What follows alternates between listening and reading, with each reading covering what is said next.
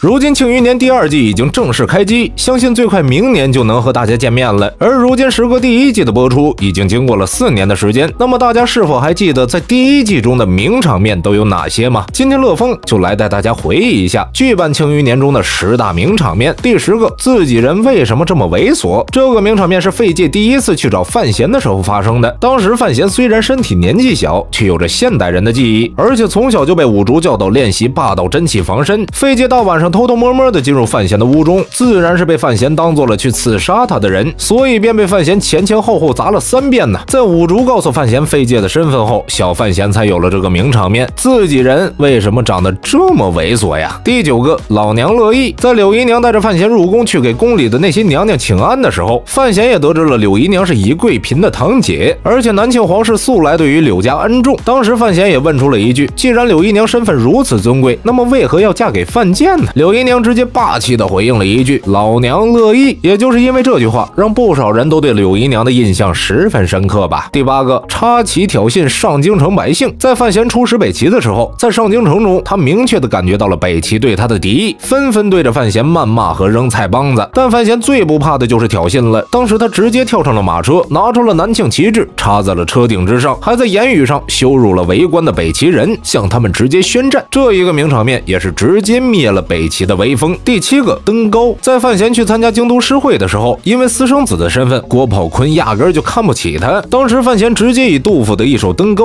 让自己的名声响彻京城啊！这也是范闲第1次在所有人面前露脸，同样也引出了之后的醉酒背诗名场面。剧版《庆余年》的10大名场面，第6个，牛栏街刺杀。这个名场面是范闲进入京都后第1次遭遇的刺杀。当时对面的8品高手程巨树加上四顾剑的一些弟子助阵，让滕子京为了救范闲重伤而死。范闲一怒之下一掌拍死了程巨树。因为这件事情，让范闲决定了留在京都，不仅要为滕子京报仇，更重要的是查清刺杀他的真凶，为之后的故事做出了一个很好的铺垫作用。第5个，鸿门之宴。在庆余年的整个故事中，庆帝一开始就知道范闲是自己的儿子，所以在一次家宴中，庆帝不仅让太子和2皇子前来，更是邀请了范闲，明面上说得很清楚，让他们不用拘束，只是一个寻常家宴，随便点儿。而范闲当时以臣子的身份并不适合这个家宴呢，所以便也提出了疑问。不过庆帝直接说你脸皮厚没关系，让范闲直接厚着脸皮坐下来，开始狼吞虎咽的吃饭。之后众人的对话中，庆帝更是很巧妙的用敲打太子和2皇子的言语，也敲打了一下范闲。论心计呀，其实10个范闲也比不上这位帝王吧。第4个，五竹杀林拱。林拱作为林若甫的儿子，最开始也跟范闲不太对付，并且林拱也是牛栏街刺杀案的谋划者之一，所以范闲便筹谋着要杀掉林拱，给滕子京报仇。不过林拱因为有林婉儿哥哥的身份，让范闲十分的犹豫。五竹当时也是看出了范闲的犹豫，便出手帮助范闲解决掉了林拱。那一战林拱所带的人对战五竹，可以说是没有丝毫还手之力，也让不少的观众知道了五竹实力到底有多么的恐怖啊！